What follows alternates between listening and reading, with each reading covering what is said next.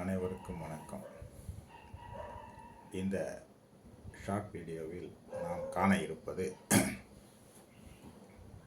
ஒரு முகூர்த்தம் எவ்வாறு குறிக்க வேண்டும் என்பதை பற்றி. இதற்குரிய உதாரண நூல் காலவிதான பததி என்ற நூல். இது தந்தை சரஸ்வதி மகாலில் மொழிபெயர்க்கப்பட்டு பதிவிடப்பட்டது. அதன் அடிப்படையில் இன்று ஒரு முகூர்த்தத்தை குறிப்பதற்காக நான் உங்களுக்கு இந்த காணொளியை பகிர்கின்றேன். இதை எடுப்பதற்கு முதலில் நமக்கு தேவை இரண்டு உயிர்கள் தான், சூரியனும் சந்திரனும் தான். சூரியன் நாம் குறிக்கக்கூடிய மாதம், அதாவது ஒரு முகூர்த்த மாதத்தை நாம் தேர்ந்தெடுத்திருப்போம். உதாரணமாக மாசி மாதம் திருமணம் வைக்கலாம் என்று எடுத்திருப்போம்.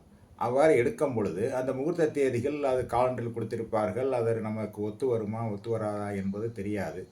ஆனால் நமக்கு இந்த விஷயம் தெரிந்தால் நமக்கு தேவையான முகூர்த்தத்தை நாம் எடுத்துக்கொள்ளலாமே. அதற்காகத்தான் இப்பொழுது சூரியன் மாசி 20க்கு மேல், மாசி மாதம் 20க்கு மேல் சூரியன் பூரட்டாதி நட்சத்திரத்தில் இருப்பார். அந்த நாளை எடுத்துக்கொள்ளுங்கள். அதை இதை எடுக்கிறதுக்கு முன்னாடி 9 கட்டங்கள் போட்டுக்கங்க. இந்த எடுக்கக்கூடிய அந்த சூரியன் அடிப்படையாக எடுக்கக்கூடிய நட்சத்திரங்களை 3 நட்சத்திரங்களை மத்தியமத்தில் வச்சுக்கோங்க. அதுக்கப்புறம் 3 நட்சத்திரங்களை கிழக்கு பக்கம் வைங்க. அதுக்கப்புறம் 3 நட்சத்திரங்களை தென்கிழக்கு திசையில் வைங்க. அதுக்கப்புறம் 3 நட்சத்திரங்களை தெற்கு திசையில் வைங்க. அதுக்கப்புறம் 3 நட்சத்திரங்களை தென்மேற்கு திசையில் வைங்க. அதுக்கப்புறம் 3 நட்சத்திரங்களை மேற்கு திசையில் வைங்க. அதுக்கப்புறம் 3 நட்சத்திரங்களை வடமேற்கு திசையில் வைங்க. அதுக்கப்புறம் 3 நட்சத்திரங்களை வடக்கு திசையில் வைங்க. அதுக்கப்புறம் 3 நட்சத்திரங்களை வடகிழக்கு திசையில் வைங்க. இவ்வாறு முதலில் நட்சத்திரங்களை நாம் அந்த பூரட்டாதி நட்சத்திரம், உத்திரட்டாதி நட்சத்திரம், ரேவதி நட்சத்திரம் மத்தியமாக வச்சு மற்ற நட்சத்திரங்களை இவ்வாறு 3 நட்சத்திரங்களாக கிழக்கு, தென்கிழக்கு, தெற்கு, தென்மேற்கு, மேற்கு, வடமேற்கு, வடக்கு, வடகிழக்கு என்ற திசைகளுக்கு பகிர்ந்து கொடுத்து கொள்ளுங்கள். இதில் நாம் குறிக்கும் நட்சத்திரங்கள் கிழக்கில் வரலாம்,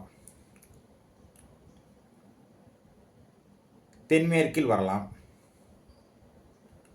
வடக்கில் வரலாம், வடகிழக்கில் வரலாம்.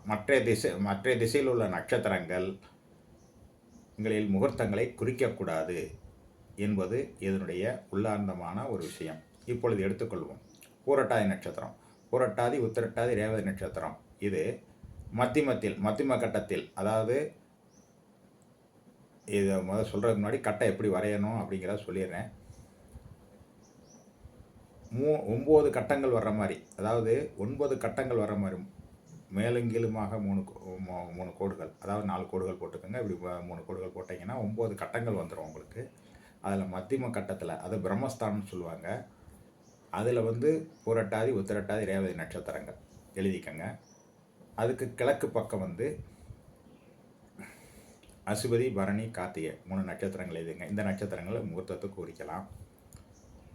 அடுத்து ரோஹிணி, மிருகசீரிட, திருவாதிரை.